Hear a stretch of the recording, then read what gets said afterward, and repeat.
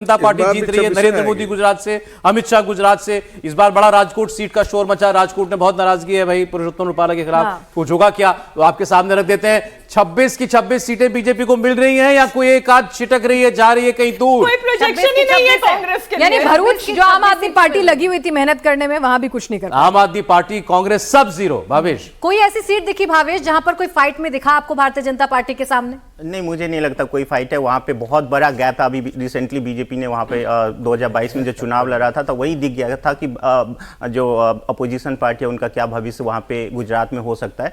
कुछ मुद्दे जरूर उठाने की कोशिश किया गया था कि राजपूत नाराज है, क्षत्रिय नाराज है, लेकिन कहते हैं ना काउंटर पोलराइजेशन भी होता है। जो बीजेपी को पटेल वोट बहुत ज्यादा नहीं मिलते थे, कुछ सीटें जो कांग्रेस को चली जाती तो वो और ज्यादा एंटी पोलराइजेशन होकर बीजेपी को मदद करे और बीजेपी 26 की 26 सीट जीते।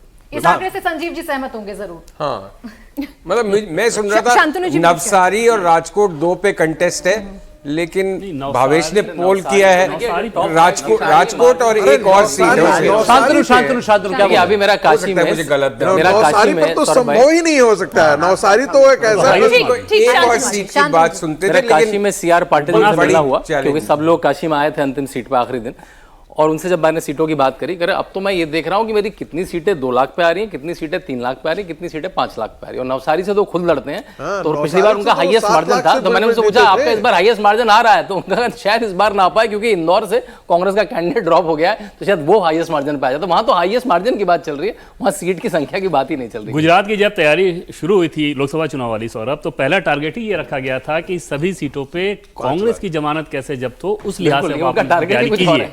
हालांकि एक सीट जरूर है बनासकांठा की, जहां पर कांग्रेस की कैंडिडेट अच्छी थी, तो उसने थोड़ा माहौल बनाया था। लेकिन गुजरात को ओवरऑल स्थिति देखें तो एक कांग्रेस के कैंडिडेट से पूछा गया कि क्या है चुनाव का माहौल। उनका ये कहना था बीजेपी कैंडिडेट के बारे में बात करके कि वो भले ही उनके बारे में कहा जा रहा है कि 8 से 10 लाख से वो जीत जाएंगे, लेकिन मुझे लगता है कि 6 या 7 लाख से वो जीत जाएंगे। अब इससे आप अंदाजा लगा सकते हैं कि गुजरात पे जितना कम डिस्कशन हो उतना समय बचेगा। हम लोग बाकी स्टेट पे डिस्कशन कर ले वो ज्यादा बेहतर है। इसमें हम लोग एक चीज भूल जाते हैं कि बीजेपी तो वहां पे अनपोज्ड एक सीट ऑलरेडी जीत चुकी थी। तो वहां पे देखिए कांग्रेस की स्थिति यही है कि कैंडिडेट जिनको टिकट दे दिया था वो चुनाव नहीं लड़ना चाहते। तो आप खुद सोच सकते कि भाई नीचे आप जरा एनडीए और इंडिया गठबंधन वो भी देखते रहिएगा। 159 से 170 एनडीए पहुंचता हुआ दिखाई दे रहा है अभी 242 में से, और इंडिया गठबंधन 63 से 71।